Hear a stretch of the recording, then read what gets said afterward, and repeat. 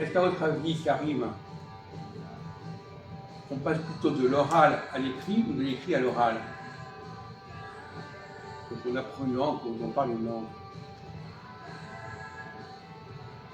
On passe de l'écrit à l'oral. Oui. Parce que la langue, pour la maîtriser, il faut d'abord l'écrire et bien la comprendre, et après, on l'a à l'oral, on arrive comment dirais-je, imprimer cette langue dans l'oral et en parler au quotidien. Oui, alors, paradoxalement, les parents des arabophones, ils parlent avant d'écrire. Un enfant, il parle quelques mots avant d'écrire. Oui. Un arabophone, un analphabète par exemple, il peut parler, mais il ne sait pas écrire. Il n'est pas connu. Donc des fois c'est l'oral avant l'écrit. Non, non, non, j'ai pas dit ça. J'ai dit qu'il y a des problèmes, mais évidemment sur ce plan-là, ça passe pas. Par contre, est-ce qu'il y a des langues, c'est la question que je pose, est-ce qu'il y a des langues où on passe plutôt de l'oral à l'écrit, d'autres langues où on passe plutôt de l'écrit à l'oral? Parce que toutes les langues ne fonctionnent pas de la même manière. On a pris l'exemple effectivement des langues où l'alphabet est venu à apparaître. Bon, les langues où on n'a pas besoin de connaître l'alphabet pour la parler. Alors, quelle est la langue où on a besoin de connaître l'écrit pour pouvoir la parler correctement? Je dirais l'anglais. Pourquoi pas le français? Pourquoi l'anglais? Ça m'intéresse, mais pourquoi? Justement, l'anglais,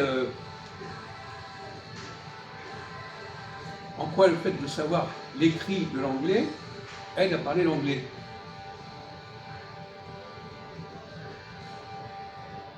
Est-ce que les Anglais font des liaisons, par exemple, entre les mots? Non. Bon. Et les Français, ils en font? Et s'ils en font, c'est qu'ils le font par rapport à l'écrit. Les Anglais, ils n'en ont rien à foutre de savoir si un mot va commencer comme ceci ou comme cela, ça ne sont pas de liaison. Pourquoi tu parles de l'anglais alors que c'est plutôt pour le français qu'il faut dire ça? Qu'est-ce que vous en pensez, Ahmed Jonathan?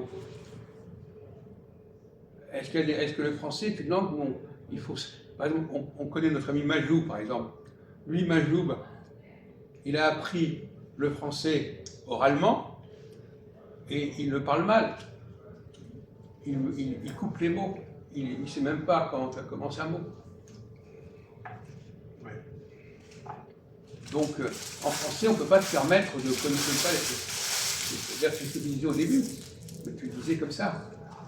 Le français est une langue où on ne peut pas se permettre de ne pas connaître l'écrit.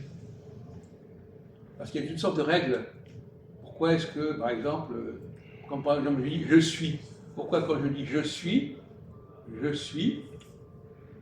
pourquoi on prononce « je suis », pourquoi pas « je suis » ou je ne sais pas quoi. Ou pourquoi quand je dis « j'aime », pourquoi je dis « j'aime » ou je ne sais pas. Enfin, il y a des tas de règles, il y a des tas de subtilités du français qu'on ne connaît que si on connaît la langue écrite.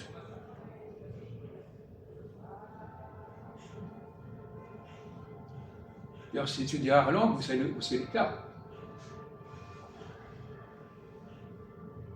En espagnol, par exemple, il n'y a pas de problème. Tout ce qui est écrit, ça se prononce, voilà. Los amigos, voilà, amigos, ça s'écrit amigos, ça se prononce amigos. Alors que si tu dis les amis, déjà, tu dis les amis, tu fais la liaison entre les et amis, et en plus tu ne prononces pas le S final. Alors donc il n'y a pas de... On dit pas le S à la fin, donc il n'y a pas de... Je veux dire, il n'y a pas de pluriel. Ouais. Non, il n'y a pas de quoi. Le pluriel s'écrit, mais il ne se prononce pas. Voilà. Donc, si quelqu'un a... Voilà, donc le français est une langue très particulière, très spéciale. Moi, je dirais très riche parce qu'il y a tout, il y a les liaisons, il y a le pluriel, il y a tout. Oui. Quand on dit les, on rajoute le S à la fin. Pas forcément, si c'est dans une consonne, non. Tu dis les gens, tu ne prononces pas le S. Les amis, tu prononces le S. quand on dit admis au masculin, pourquoi il y a un S? Parce que le féminin dit admise. Oui. Et alors, Pourquoi au féminin on ne dirait pas admis avec un E? on peut s'amuser un peu là-dessus infiniment. Mais effectivement, pourquoi on dit j'ai mangé, par exemple aimer, ah bon, peu importe. Mais c'est vrai que le passage de masculin au féminin, c'est pas évident. On va dire écrit, écrite. Écrit, écrite. Donc là, écrit, écrite. Dans le T, au masculin, on n'entend pas le T, au féminin, on l'entend.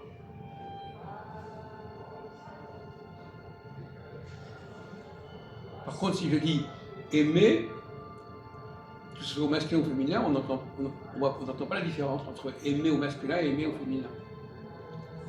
On met un E, mais on ne l'entend pas.